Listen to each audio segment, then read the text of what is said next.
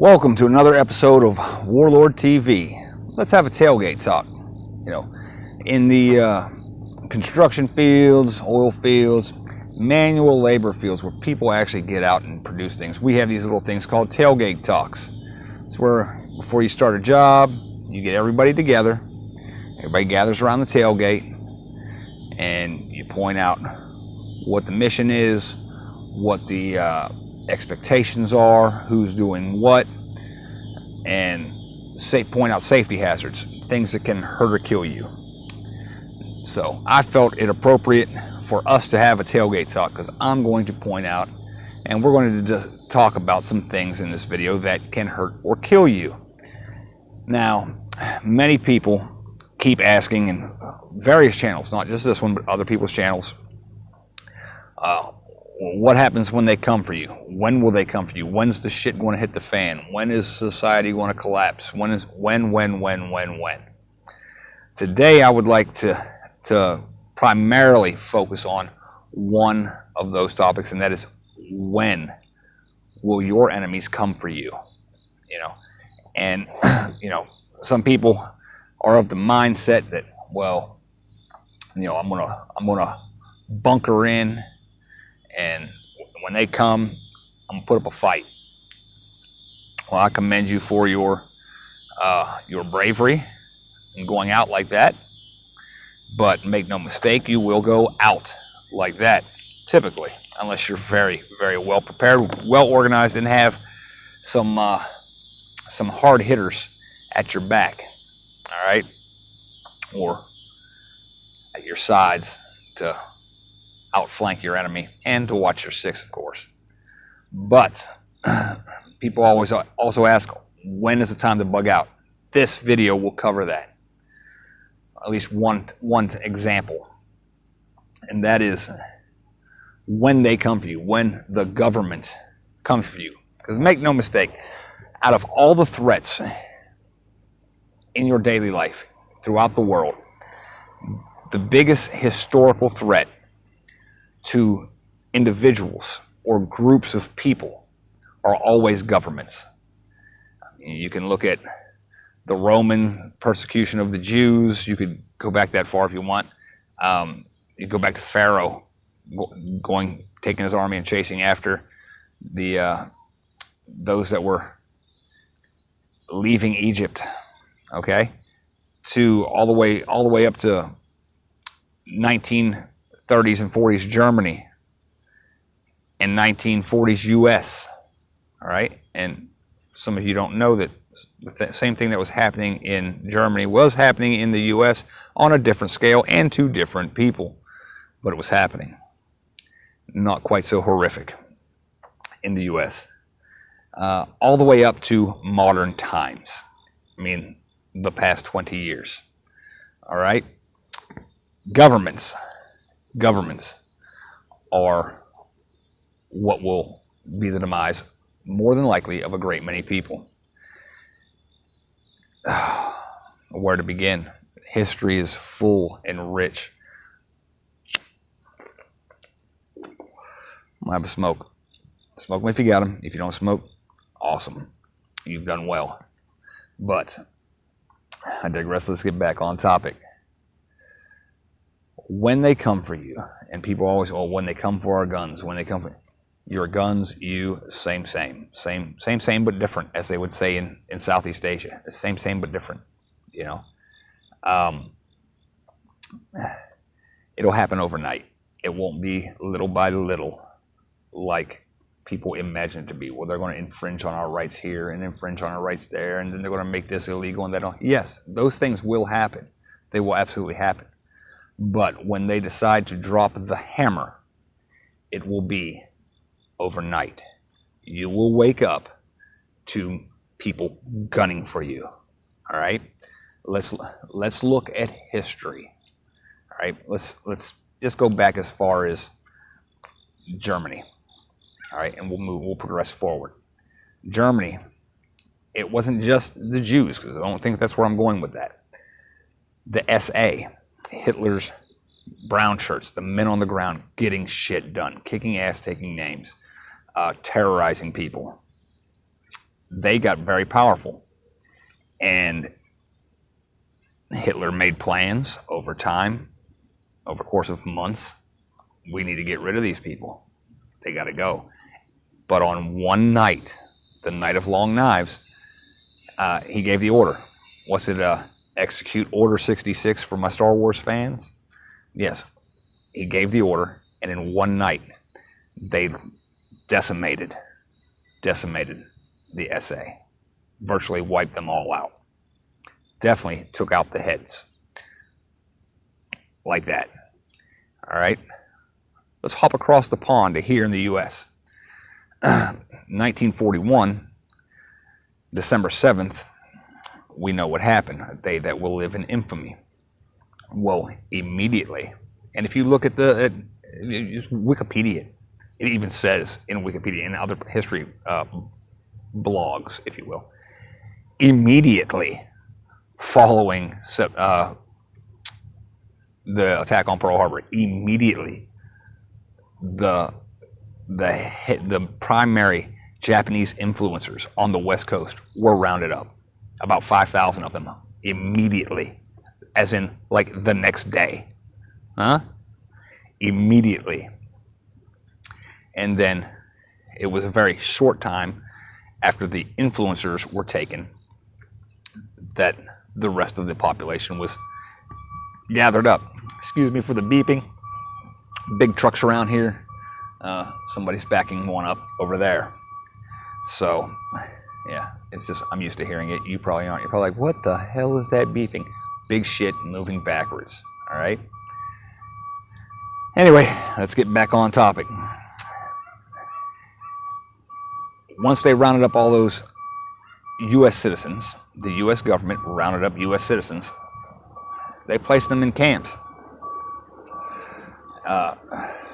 Took their property. They lost all their property. Firearms, homes, whatever. They lost it. Did they get it back? No. The vast majority of them, high 90s percentile. Never got to. Give me a second till this big diesel's out of the way.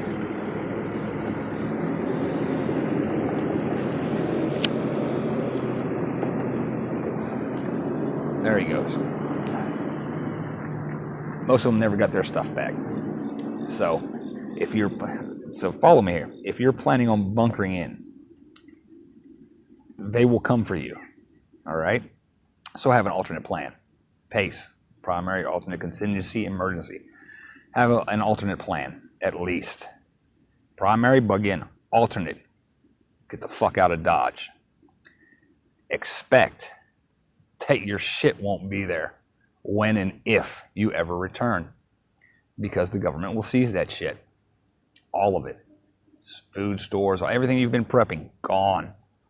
But live to fight another day. Have that alternate plan. Because see, although in America the Japanese were eventually released, those that didn't die in the camps, and some did, just a small amount. But once they were released, they at least could start building over again from scratch, from nothing. The Jewish people on the other side of the pond, most of them weren't so lucky. They didn't get their shit back, and they didn't live to rebuild again. Fast forward again. Let's jump up to the 1970s, okay? The Khmer Rouge took power in Cambodia. They took power, and once they had all their pieces in place and they decided it was time, they started rounding up. They sent the army out and started rounding up the people that they didn't like. The leaders, and then the days, weeks, and months that followed, the other people. All right? All the way up to, let's look at the Iraq War, the Afghan War. We knew decks of cards with faces of high rollers, key players, key individuals in the Iraq government, the Iraq military, militias, whatever, known terrorists, same thing, different spots. One thing you should take and absorb is that when we invaded Iraq in 2003, the government was passing out these decks of cards, you know, king of hearts, king of clubs, king of spades, ace of spades, all these different. Same thing with the war in Afghanistan. Don't you think it odd that they had these decks of cards already?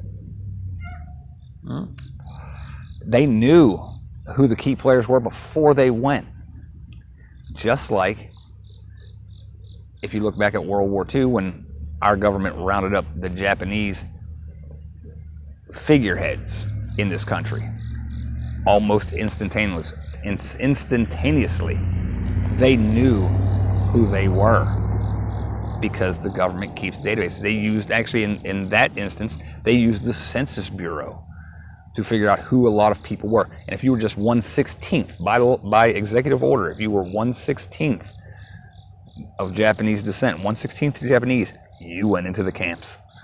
So think about that. 1/16th, it's barely golden and tan, you know? I mean, hell, my kids are half, you know, their kids and their kids and their kids and their kids. No, my kids aren't Japanese, they're Thai, but whatever. I digress, sorry. You see what I'm saying? They already know who you are. They already know who you are. Now the difference is, how far up on their ladder of importance are you? Are you a ace of diamonds? Or are you a two of clubs? Because here's what will help you. The face cards, the top tier, the aces, those guys will go first. So when you see figureheads gone in a day or two, gone. When you see people with 1 million followers, 50,000, 100,000, 200,000 subscribers, gone. If you are putting yourself out there, like me, like for example, I'm gonna give you a good example. If tomorrow, Alaska Prepper was gone, and the next day he was still gone, and then that same day, those same days, Prepper Nation was gone, and a bunch of other YouTubers that we all know, Magic Prepper was gone, just gone, I would be bugging the fuck out, because I know I'm not that high up on that list. I'm way down there. I'm like a one of hearts, all right, or two of hearts. There's no one. Shows how often I play cards, like a two of hearts. But I know that because of what I say and the reach that I got, even though it's small, they would still not want me on the platform or even in society. So if they are picking these guys off and taking them who knows where, I have to assume they're coming for me. So if you are a small creator or just someone who watches this and you're on Facebook being vocal against this and about that, for this and against that, if you see the bigger fish getting hooked, netted, and drugged the fuck out, get ready to move, all right? Because it will happen fast. It always does. Yeah, they'll put their little laws and executive orders in place ahead of time. Those are just them setting up the board. But when they decide to drop the hammer, it will be fast, quick, and in a hurry. Think of the raid on Osama bin Laden's compound. They spent a year rehearsing that. They built a mock compound to scale. They trained over and over assaulting that compound. They knew who was most likely going to be in that compound. And then on one night, they dropped the fucking hammer. All right? So, for those of you that always want to know, well, when should I, get ready to bug out, or when? That's when. When you see the people above you getting snagged and hauled the fuck off, that's when. And that's when it's time to start getting into fourth generational asymmetrical warfare tactics, techniques, and procedures like I have discussed on my previous channel many times and somewhat on this. Check out the Improvised Munitions Handbook, courtesy of the U.S. Army. That will help you out immensely in that scenario. All right? But that's when they'll come for you. Well, I hope this helps someone. Pay attention, see what's going on, and there will be people that tell you it's not going to happen here. It already has. Japanese, hello. It's happened all over the world at some point in time. I mean, the conquistadors and the Aztecs, hello, it happens. Okay? People of different cultures crush and try to eliminate people of dissimilar belief systems and values. And what do you have in this country? People of separate cultures. You have death cults and leeches, and you have people that love life and love being productive. These two things cannot coexist. You ever notice that the one with the coexist bumper stickers on are the least likely to coexist with any fucking buddy that does not agree with them 100%? That's all. That's camouflage. Okay? It's camouflage. Like me, I don't care what you want to do with your life as long as it doesn't directly impact me or my offspring. If you want to do whatever, do it at your home. Leave me the hell alone. I'm not saying you can't do it. I'm just saying don't do it in front of me and my kids. But they will say, no, we can do it wherever we want. We don't care if it impacts you. We don't have to coexist with you. You have to bend your morals to meet ours. Fuck you. And your LGBYZ, fuck that shit. And that's just one of the groups that I have issues with. But all right, Warlord TV, thank you for being here. To my baby sharks, Daddy loves you. Everything I do is for you. Good night, and God bless. Till the next Tailgate Talk. I think I'm going to go have me a cold one and relax for the evening.